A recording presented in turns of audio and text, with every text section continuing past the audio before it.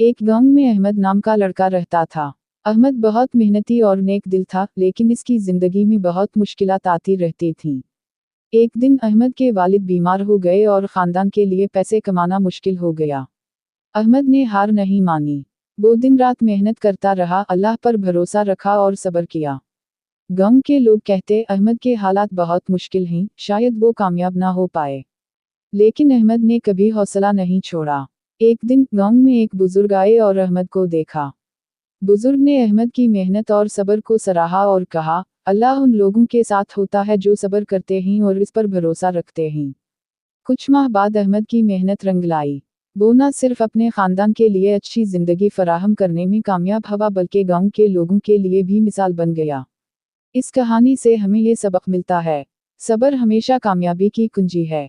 अल्लाह पर भरोसा रखने वाले कभी नाकाम नहीं होते। मेहनत और ईमान के साथ मुश्किलात आसान हो जाती हैं।